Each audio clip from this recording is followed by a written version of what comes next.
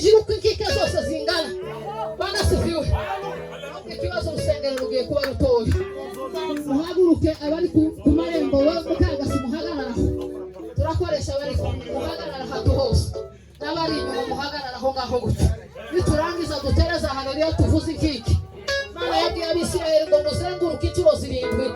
Mwikoreye ibibindi nibe muri mahema zunguza. Inshuro ya 7 ngo mukubite hasi ibibindi byose bimeneke.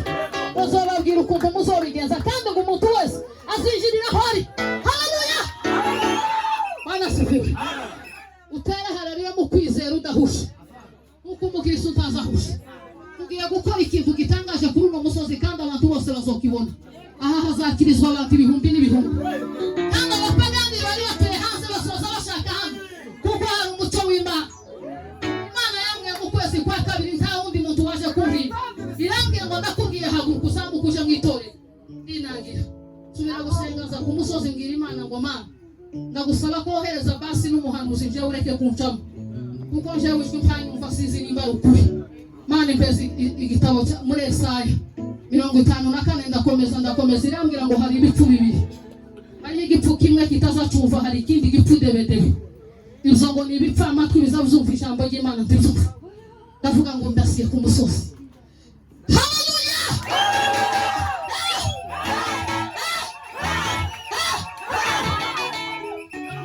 Kandi siniragaruka rirambwira ngo zamuka.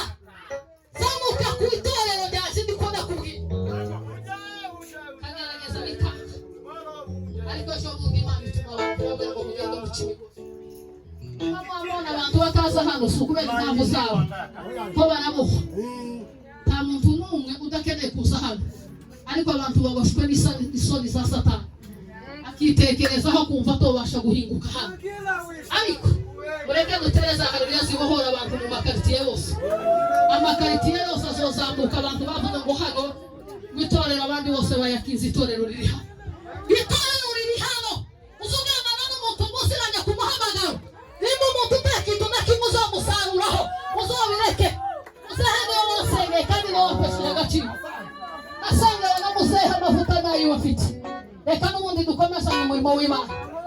Amusi yarambye ngo kari umwana waje gwino. Gwino ngo Paulo yashanye n'umwishwa we ufatikanya mu vuga butumwa. Haleluya! Haleluya!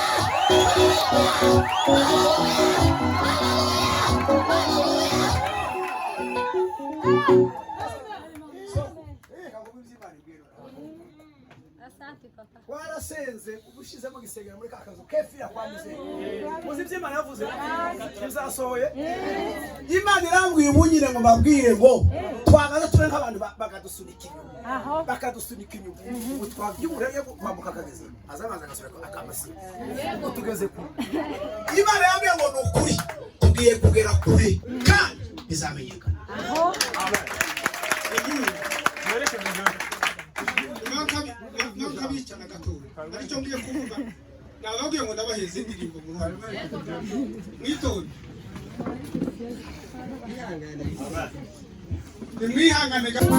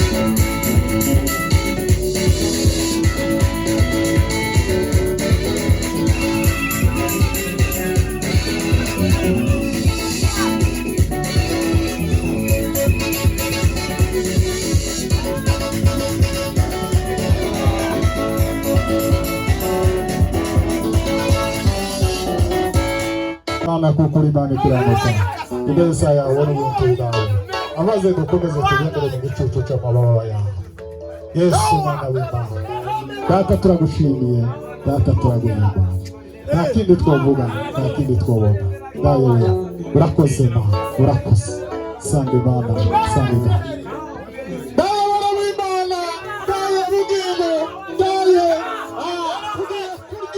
tugiye kurya ibiryo bidutunga ntabwo ari ibiryo by'umubiri ntabwo ari ibiryo by'uyu mubiri twambaye ni ibiryo bivuye iwawe bitangwa nawe nta wundi dayobora w'Imana urakoze data amahoro yawe aganze kandi ukomeze utegeke w'abana we ngaho mubashishe ngaho mushoboze ntatubwire amagambo y'ubwenge ntatubwire amagambo y'ubucyoza ntatubwire amagambo y'ubumenyi atubwire amagambo y'umwuka avugishwa n'umwuka umwuka tira otera tandara koti teremerga elaritili banda ya tandara kote asante Mana ndagushimiye ndaguhimbaje urakoze Mana amaze dukomeze tunezererwe mu bushake bwawe natwe tugiye kwicara twumve amaze tumutegure tukumve ugendane natwe tuweho ubuzima bwo kukumva tuweho mu buzima bwo kukumva nta kindi cyatuzanye twazanywe no kumva ijambo niryo rizarikomeza ijambo niryo rizaritwumvisha urakoze Mana kuko uri Imana ikiranuka amahoro yawe n'ubuntu bwawe komeza utegeke kandi ukomeza uganze mu izina rya Yesu Kristo w'abantu amen duhimbaje ineza yawe duhimbaje urukundo rwawe duhimbaje gukiranuka kwawe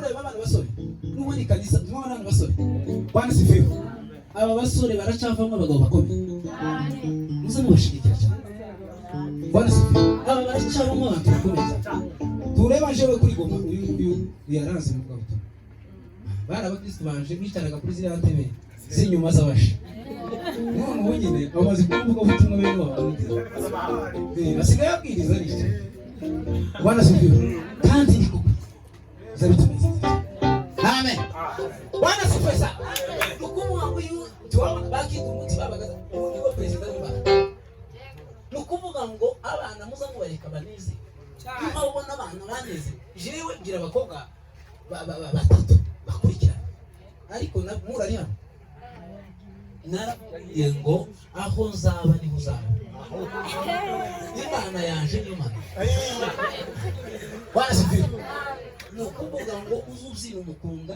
niwo uzamzina ubu nyine asigaye ahumiriza akabona ariko arahumiriza azazina mu gisimba kavuga ngo igitaramo gitangiye kumufata Bwana sifiwe Bwana sifiwe uriya kazungu twarabanye kazungu twara ni kuva kera umugore wiba umuyubu uzubuza nyarwaka mu bayumbe se muri zo Bwana sifiwe tizumva biku Bwana sifiwe tugiye kuririmba rero hari Imana yatubwiye hejuru y'ikazi n'ukuri gusa nyine si ngombwa kuvuga ubuhanuzi gusa ariko dufite Imana yatubwiye abe niyo abantu babagira gutya gusa ukumuza mubwira ngo impamvu zo tuvuga gutya jewe ndababwira amakuru yarayabaye hano y'ijoro ndayavuga mu gitara Bwana sifiwe ndayavuga kuko ntabwo ireba rino nayahano kabiri nayavuga tukongorera mu izimisi ngo tuzakongorera ariko hari igitugeze igihe cy'amatangazo Bwana sifiwe amatangazo twakira Bwana sifiwe sa haleluya ntabwo turi babahanuzi baza bahanuriya batuhanuriwa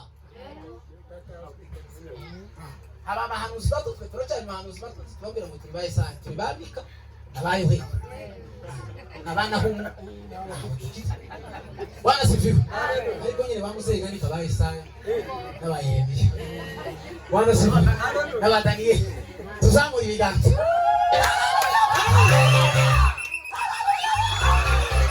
Bwana sifiwe bahana mu mavuta ya uranga iminota ingahe kumva umuvuga butumwa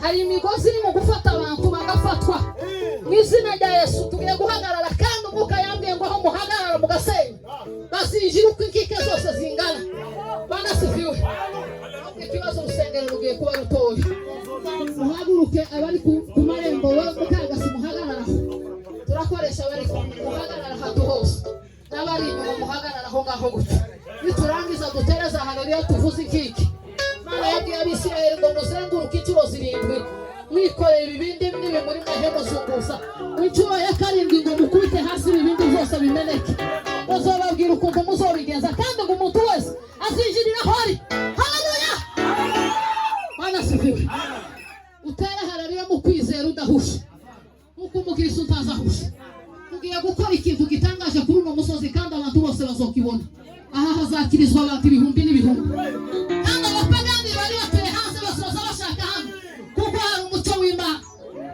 Imana yambwiye mu kwezi kwa kabiri nta wundi muntu waje kumvira irambwiye ngo ndakubwiye haguruka uzamuka uje mu itorero ninangira subira gusengaza ku musozi ngira Imana ngo Mana ndagusaba ko wohereza basi n'umuhanuzi nje ureke kuncamo kuko nje wishwe mpanye umva sizi nimba ukuri Mana impezi igitabo muri Yesaya 54 ndakomeza irambwira ngo hari ibipfu bibiri hari igipfu kimwe kitazacumva hari ikindi gipfu debedebe ibyo ngo ni ibipfa amatwi bizavuzumva ijambo ry'Imana ndivuga ndavuga ngo ndasiye ku musozi haleluya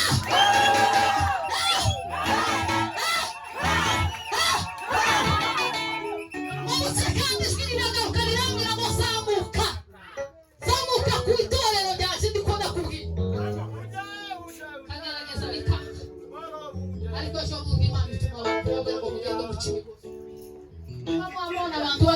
hano si ukubera impamvu zabo ko barabohwa nta muntu n'umwe udakeneye kuza hano ariko abantu baboshwe n'isoni za satani akitekerezaho kumva atobasha guhinguka hano ariko mureke dutereza haleluya zibohora abantu mu makaritiye yose amakaritiye yose azozamuka abantu bavuga ngo hano itorero abandi bose bayakiza itorero riri hano itorero riri hano uzugamana n'umuntu muziranya ku muhamagaro nimba umuntu utakintu na kimwe uzamusaruraho uzobireke muzehe wasengeye kandi nawe wapeshera agaciro asengeye no muzehe amavuta nayo bafite reka n'ubundi dukomeza mu murimo w'Imana uwo munsi yarambwiye ngo kari umwana waje ngwino ngo Pawulo yashanye n'umwishwa we bafatikanya mu vugabutumwa haleluya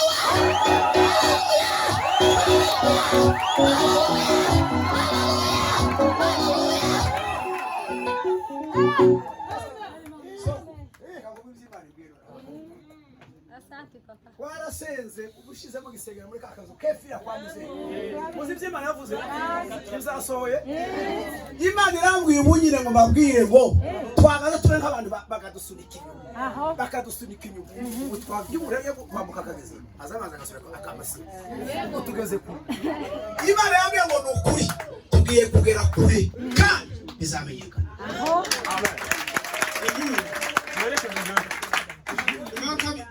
nkabicana gatoya aricyo ngiye kuvuga nababwiye ngo ndabaheze indirimbo mu ruhare mwitonde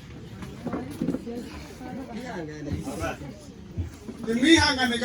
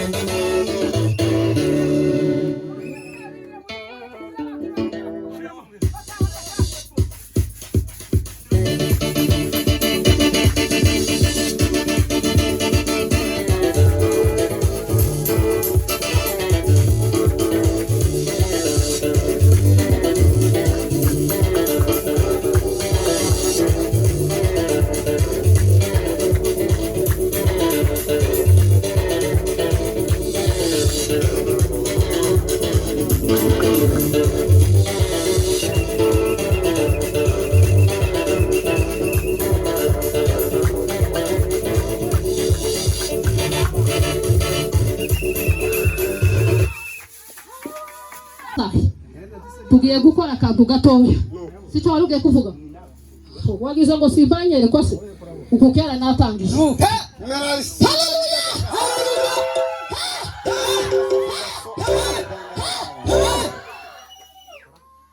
Wahagurutse. Narenga guhagurutsa umwana wanje nkunda cyane. Paulo yavuze ngo afite bamwe yazariye mu butumwa, naje mfite abandi bako nakuye ku mavi. Atukuze. Aha niho nabakuye tahandi. Sinagiye mu muhanda gusa ngo muze. Nagiye ku muhanda ndabwira Imana ngo ngereye muko muvuga butumwa aho nzogera hose. Tazozina Igisirimba gasohoka ayo mapepu ndayazi. Haleluya!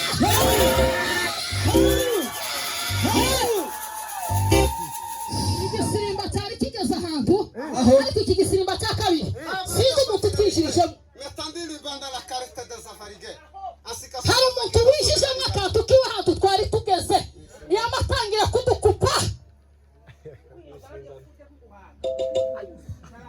Sinza n'abagwi Igisirimba bacuraguriye sinza nyereko batakumba arantuza iminsi yose sinderekwa ngo muheza amaherekezo ahubwo ni usuyanye. Ariko mu Gisirimba iyo bakigejeje ahantu kumva ko bagikurura kiza kimera nk'ayamagari yo fera batangiye gukurura inzinga mu mazi kigatangira kugenda marisha nariye kiza gisubira inyuma kuko wowe watangiye uri mu mwuka w'Imana kandi umuntu waduhamagaye ni Yesu.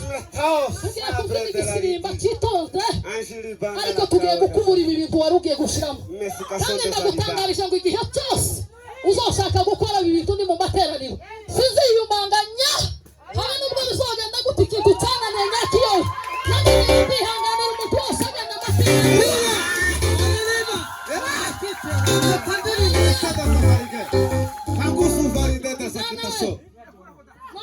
Bagiye kutuvangira niba bazabatangiraho baza kubwira amakuru iyo batarakwabura kibo dushobora, ariko iyo bashaka kudushaganya bazabashaganya mbafu igatangira kujarara intoki zawe zikitonda ukazusitara hano kandi ntambabuye hano n'izina rya Yesu. Kibone kandi mugira umwuka utatuka kumva icyo Imana ishaka uyu munsi aya materaniro si ukuza gusa kwambara, ari icyo Imana ikeneye kuri iri torero. Niyo mpamvu mufite itoroshi y'abantu bose bakumanya ko barazamuka ngo tugiye kwa muzehe nta kindi kintu kihaye kibazana n'amasengesho yanyu. Muzamusenga gusa mu rukerera kwa kundi muze musenga nimurangiza mucumbira abashitsi, icyo nicyo kibakwiriye. Paulo yarabwiye ngo twebwe tuzokomeza gusenga gusa namwe mukomeze kugaburiza Imana birababereye. Zamu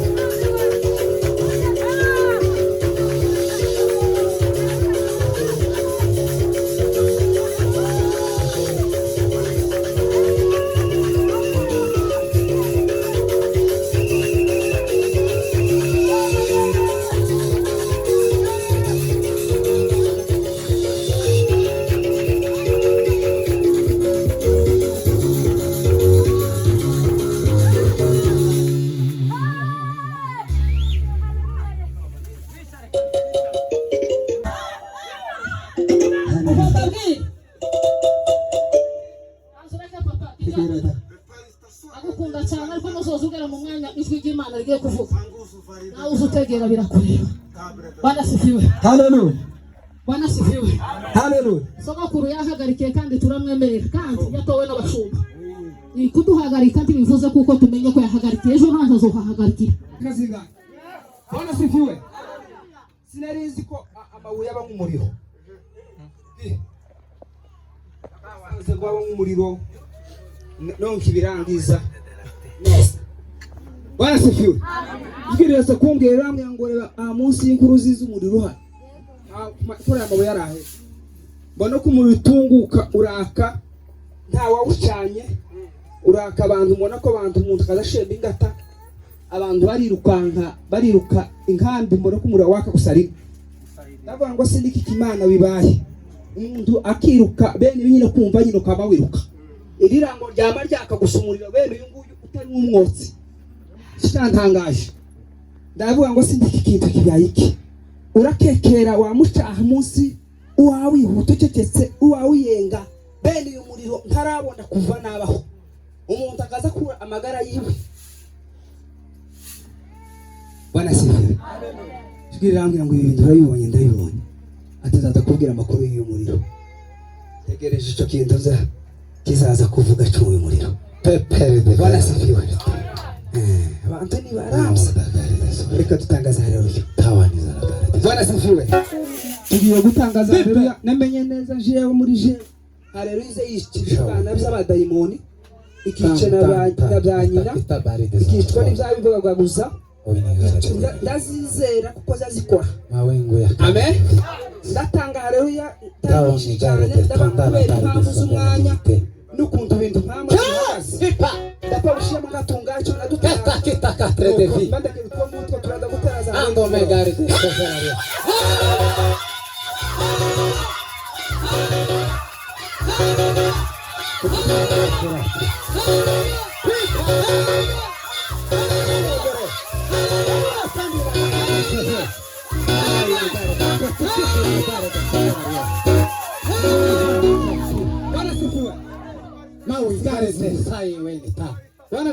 wewe ni kare de vila yoko. Haleluya. Change madekira. Rekere tustari zo kisigaye. Warinze. Bita badayimoni. Biki daimoni byose. Ai! Imana yaduhaye amanga zo gutwika badayimoni. Mbese uzoja he? Bwana sifiwe. Imana yaduha ubushobozi bwo gutwika badayimoni. Neza.